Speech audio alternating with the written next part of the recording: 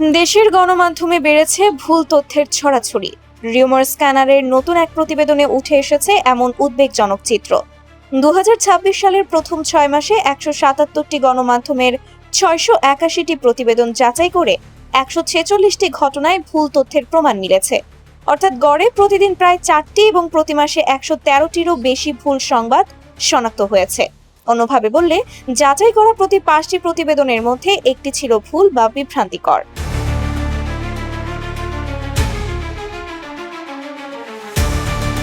ভুল তথ্য ছড়ানোর তালিকার শীর্ষে দৈনিক ইনকিলাব।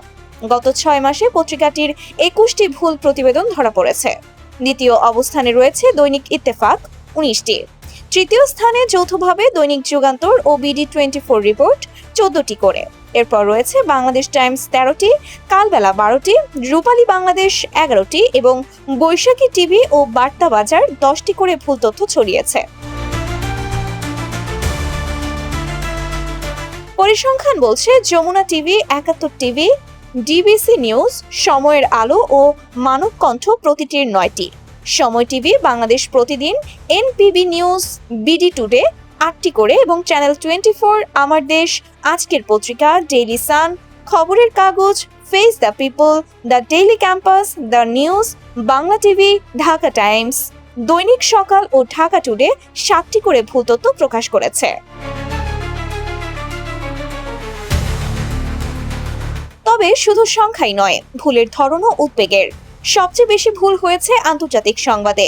ব্যক্তি হিসেবে সবচেয়ে বেশি ভুল তথ্য ছড়ানো হয়েছে প্রধানমন্ত্রী তারেক রহমানকে নিয়ে, আর রাজনৈতিক দল হিসেবে বিএনপিকে নিয়ে সবচেয়ে বেশি ভুল তথ্য পাওয়া গেছে। সবচেয়ে আলোচিত ভুল ছিল লক্ষ্মীপুরে নিহত এক নারীকে ঢাকা বিশ্ববিদ্যালয়ের শিক্ষার্থী দাবি করা, যা প্রকাশ করেছিল 67টি গণমাধ্যম।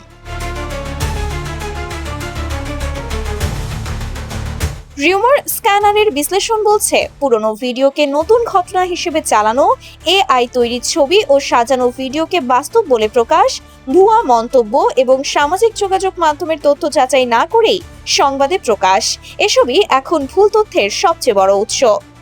এমনকি রাষ্ট্রীয় গণমাধ্যম বিটিভি, বাংলাদেশ বেতার ও বাসস, পাশাপাশি বিবিসি ও ডয়চে ভেলের মতো আন্তর্জাতিক কয়েকটি বাংলা গণমাধ্যমেরও ভুল তথ্য শনাক্ত হয়েছে বলে নজির পাওয়া গেছে।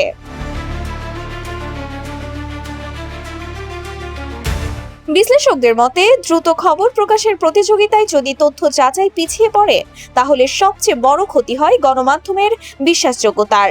আর সেই সতর্কবার্তাই যেন নতুন করে তুলে ধরেছে রিউমার স্ক্যানারের এই প্রতিবেদন।